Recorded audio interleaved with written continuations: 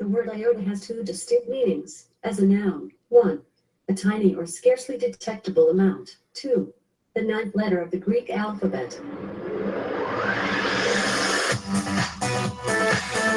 Welcome to IoTA for Friday, September 2nd, 2016. I'm Tony Lynn.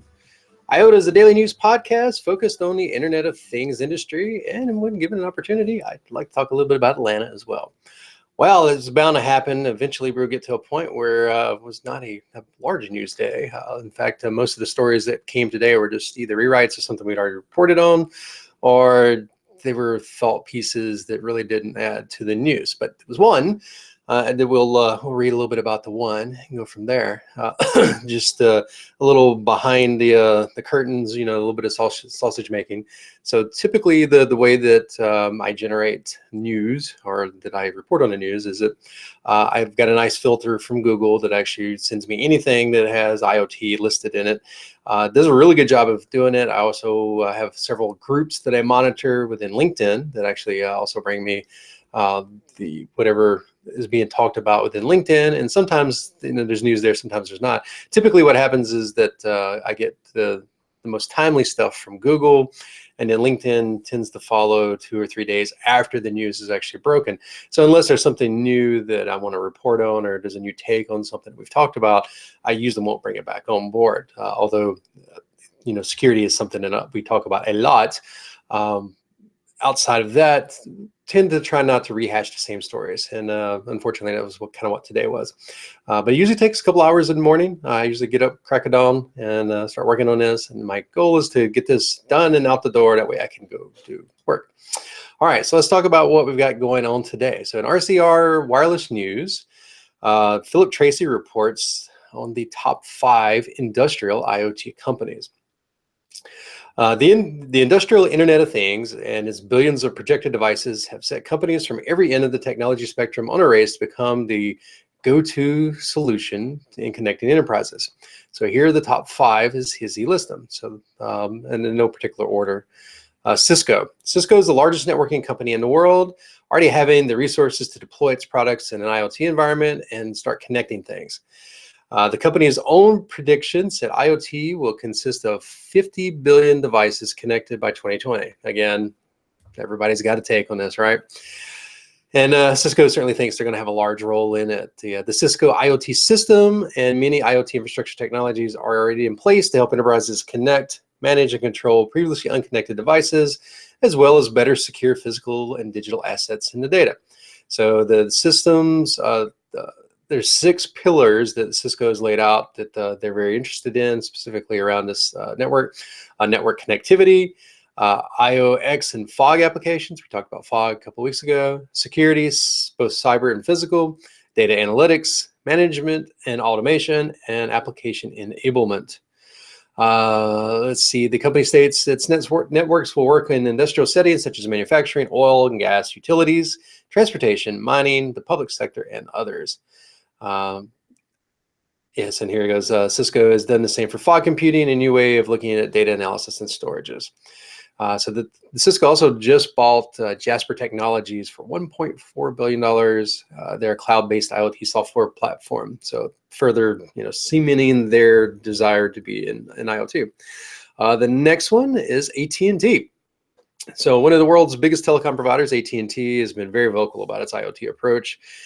They just recently rolled out a whole bunch of innovations for smart cities. We've talked about several of them already, including connected cars. They're very into that. So that framework, they're bringing the framework actually to Atlanta, yay, Chicago and Dallas. And the company already supports connected utility meters, street lights, and water solutions. And the new framework adds infrastructure services that allow cities to remotely monitor the conditions of roads, bridges, buildings, and parks, so maintenance crews can easily detect areas in need of repairs or attention. Mobile applications with real-time information about city services and traffic issues. Transportation services, including digital street signs for commuters. And we talked about the fact that Atlanta's got some of those already. The company also plans to build rentable electric bike stations across the city. Interesting. Public safety solutions that address traffic patterns around stadiums, parks, and busy intersections, and that deploy gunfire detection technology. We need that here. to let law enforcement know where a shooting has occurred. So that also says that last year, Ericsson and AT&T teamed up with chipmaker Altair to address the IoT battery issue, demonstrating their new LTE power saving mode for commercial IoT, which would allow batteries to last up to 10 years. So that's number 2. Number 3, another non-surprise here, General Electric, GE. It should be no surprise that GE finds its name on the list. It is credited for coining the term Internet of Things and has a number of hardware and software solutions aimed at the industry. GE and Cisco teamed up to develop a new set of best practices.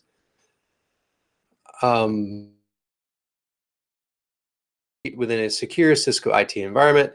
The two companies developed an IoT reference architecture for manufacturing networks, which provides a blueprint for combining GE's digital indoor solutions with Cisco's networking infrastructure to capture machine data on the factory floor. They combine GE manufacturing software with real-time dashboards, and Cisco's networking technology use big data, software sensors, controllers, and robotics to help optimize industrial asset performance and availability. GE is all over the board. They've got tons and tons of things here that they're doing. I know if you who's hiring, GE is one of the biggest ones.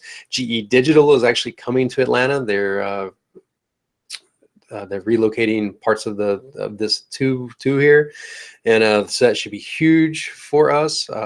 Interesting. All right, Bosch. Bosch would be number 4. Bosch has made the IoT. Try that again. Bosch has made IoT a primary focus of the company. The German manufacturer, known for its consumer, home, and auto products, has both a suite of software products and its own recently launched cloud. Okay, we talked about Bosch. I think it was last week, and I expressed a little bit of surprise, or a little bit of non-surprise at the fact that they were, they finally had started to vocal say this, and that they were probably the best company to do it from at least the consumer side of the house. All right, continuing. The Bosch IoT suite provides the foundation for the company's IoT initiatives. It helps connect things to the internet reliably, securely, cost-effectively, and at scale, and delivers the backing application logic for value-added services. According to Bosch, it has made a set of software services that provide all of the key middleware capabilities needed to build an IoT application from top to bottom. Bosch said customers can use any combination of the following IoT services needed to rapidly deploy. So they have Bosch IoT Analytics, they have their IoT Hub, IoT Integrations, IoT Permissions, IoT Remote Manager, IoT Rollouts, and IoT Things. Very interesting. And lastly, one that we reported on a lot over the last couple of weeks just because of their developer conference they had is Intel. Intel remains the largest chip maker in the world, and although ARM is eating it, ARM's eating its lunch when it comes to IoT. Intel's got to get on top of it. Anyway, but its smartphone failures have put pressure on the company to find new avenues of revenue. In the past few years, Intel has shown that it is determined to become an IoT leader in manufacturing and has launched a dedicated IoT business unit. Intel recently bought 2 IoT automobile companies, Arnya and Yogitech. It is also developing inexpensive single board computers for the IoT, such as Quark Microcontroller Developer Kit D2000, which is designed for applications ranging from industrial equipment to wearables.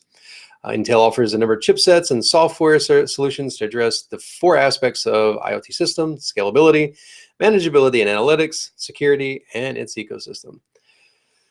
And we reported earlier that they laid off 12,000 workers as they turn more toward IoT. Actually, we reported that about Cisco as well. So it's interesting to note that some of these bigger players that what they've done, they've actually kind of shaken up their own houses in order to refocus on this new industry, which is really not a new industry.